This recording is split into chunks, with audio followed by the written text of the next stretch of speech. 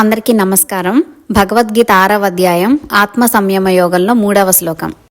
ఆరురుక్షోర్మునేర్యోగం కర్మ కారణముచ్యతే యోగారూఢస్య తస్యైవ శమః కారణముచ్యతే. సాధారణంగా మానవులు ఏదో ఒకటి ఆచరిస్తుంటారు. కొంతమంది జీవితాంతం కర్మలే చేస్తుంటారు, అంతకు మించి పైకి పోరు. మరికొంతమంది మొదటి నుండి కర్మలను విడిచిపెట్టి తాము సన్యాసులమని చెప్పుకుంటూ ఉంటారు. ఏమీ చేయరు, సోమరులుగా ఉంటారు. ఈ రెండూ ఆచరణీయం కాదు. కాబట్టి ఎవరైనా సరే ముందు నిష్కామ కర్మలు చేయడంతో మొదలు పెట్టాలి. అందుకే ముందు గృహస్థాశ్రమము, తర్వాత వానప్రస్థము, ఆఖరణ సన్యాసము అని నిర్ణయించారు.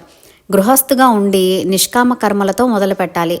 ఎందుకంటే నిష్కామ కర్మ చిత్తశుద్ధిని కలిగిస్తుంది, అతనిని ధ్యానయోగం దాకా తీసుకుని వెళ్తుంది. అక్కడ నిలిచిపోతుంది. ధ్యానంలో సాధకుడు శాంతిని పొందుతాడు. తరువాత ఆ పై స్థితికి చేరుకుంటాడు. మనసును అంతర్ముఖం చేస్తాడు, మనసును ఆత్మలో నిలుపుతాడు.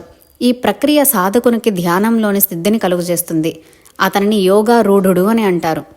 తర్వాత స్థితి ఆత్మానుభవం, పరమాత్మలో ఐక్యం అవ్వడం.